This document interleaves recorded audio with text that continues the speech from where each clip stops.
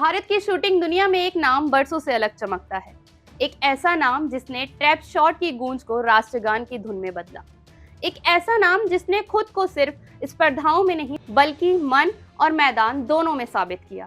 यह नाम है श्रेयसी सिंह। आज वही श्रेयसी सिंह बिहार की राजनीति में एक नई ऊर्जा, एक नया संतुलन और एक नया खेल दृष्टिकोण लेकर आई है। अंतर्राष्ट्रीय मंच पर मेडल जीतने वाली यह युवा शूटर आज नीतीश कैबिनेट में एक मजबूत चेहरा है।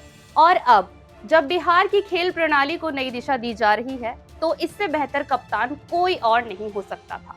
साल 2014 ग्लासगो, फिर 2018 गोल्ड कोस्ट, 2 मंच, 2 उपलब्धियां और एक ही नाम श्रेयसी सिंह। उन्होंने 2014 के कॉमनवेल्थ गेम में सिल्वर जीता और फिर 4 साल बाद गोल्ड लेकर लौटे। ट्रैप शूटिंग जैसे मानसिक संतुलन वाले खेल में गोल्ड तक पहुंचना सिर्फ तकनीक का खेल नहीं होता, यह धैर्य, एकाग्रता और लगातार बेहतर होने का संघर्ष है। श्रेयसी ने यह संघर्ष सिर्फ अपने लिए नहीं लड़ा, बल्कि बिहार और भारत के लिए खेला। और यह वही धैर्य है जो अब वह राजनीति के बड़े रास्तों पर लेकर चल रही है।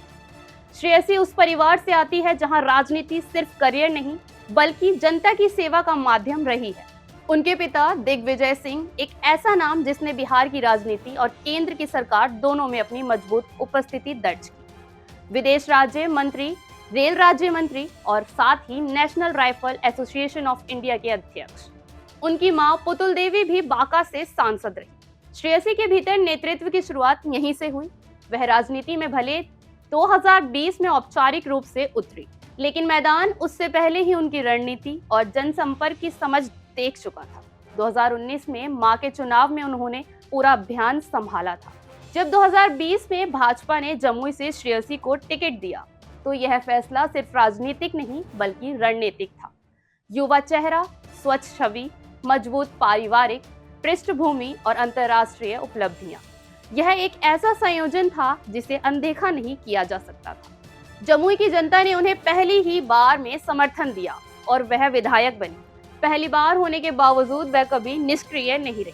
उन्होंने विधानसभा में अपने क्षेत्र की समस्याएं उठाई, जनता के साथ लगातार संपर्क बनाए रखा और अपने कार्यकाल से यह साबित किया कि वह सिर्फ दिखावटी चेहरा नहीं बल्कि काम करने का मादा रखने वाली नेता है।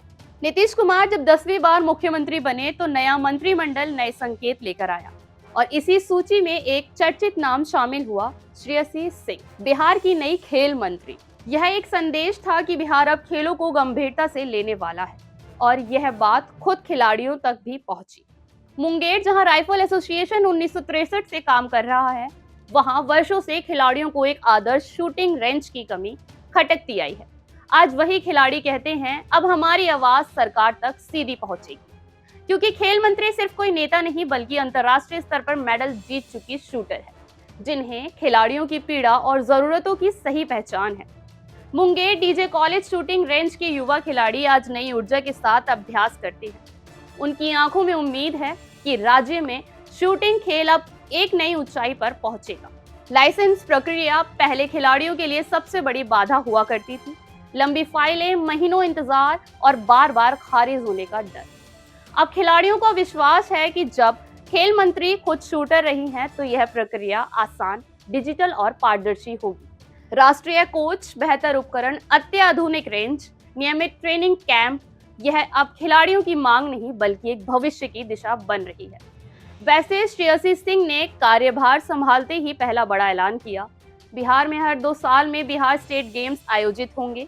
यह फैसला सिर्फ एक आयोजन तय करने का नहीं था, बल्कि ऐसे खिलाड़ियों को मंच देने का था जो गांव में छिपे हैं। स्टेट गेम्स नया टैलेंट खोजेंगे, उन्हें पोषित करेंगे और राष्ट्रीय टीम तक पहुंचाने का रास्ता आसान करेंगे। जैसे नेशनल गेम्स देश के लिए टैलेंट निकालते हैं, वैसे ही बिहार स्टेट गेम्स राज्य के लिए नींव बनेंगे। कॉमनवेल्थ गेम 2026 में होने वाले हैं और श्रेयसी का कॉमनवेल्थ गेम का कनेक्शन पुराना है। यह कनेक्शन सिर्फ उनके जीते हुए मेडल का नहीं है, यह उस सोच का है कि खेल सिर्फ मेडल जीतने की कोशिश नहीं बल्कि राज्य और देश के लिए भविष्य निर्माण की प्रक्रिया है। श्रेयसी जानती है कि कॉमनवेल्थ जैसे अंतर्राष्ट्रीय मंचों पर जीतने के लिए खिलाड़ी को मैदान से पहले माहौल की जरूरत होती है। इसलिए वह चाहती है कि बिहार में ऐसी संरचना बने जहां खिलाड़ी सीधे कॉमनवेल्थ, एशियाई खेलों और ओलंपिक की तैयारी कर सके। वह चाहती है कि बिहार सिर्फ प्रतिभा ना भेजे बल्कि मेडल विजेता भेजे।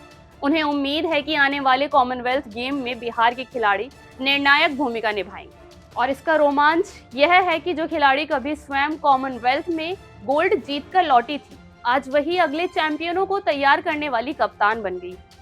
खेल मंत्री जब कहती हैं कि एक खिलाड़ी के रूप में मैं खिलाड़ियों की परेशानियों को समझती हूँ, तो ये सिर्फ एक औपचारिक पंक्ति नहीं लगती, यह एक खिलाड़ी के दिल से निकला हुआ भरोसा है। वह साफ कह चुकी हैं बिहार को अंतर्राष्ट्रीय स्तर पर ले जाना उनकी प्राथमिकता है। ओलंपिक में बिहार की भागीदारी सुनिश्चित करना उनका लक्ष्य है। किसी भी खिलाड़ी को संसाधन की कमी ना हो, यह उनका वादा है। राज्य में खेल संस्कृति को नई ऊंचाई देना उनका मिशन है। यह पहली बार है जब बिहार में खेल मंत्रालय किसी ऐसे खिलाड़ी को मिला है जिसने अंतर्राष्ट्रीय स्तर पर देश का नाम रोशन किया है। इसका मतलब है कि बिहार खेलों के एक ऐसे युग में प्रवेश कर रहा है जहां खेल सिर्फ विभाग नहीं बल्कि एक प्राथमिकता बनने वाला है।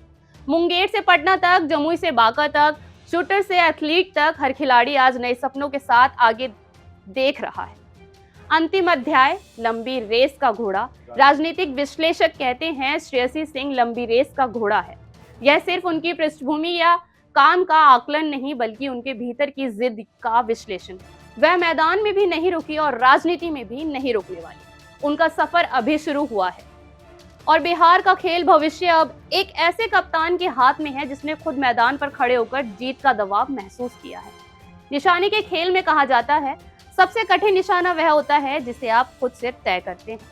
श्रेयसी सिंह ने अपना निशाना तय कर लिया है।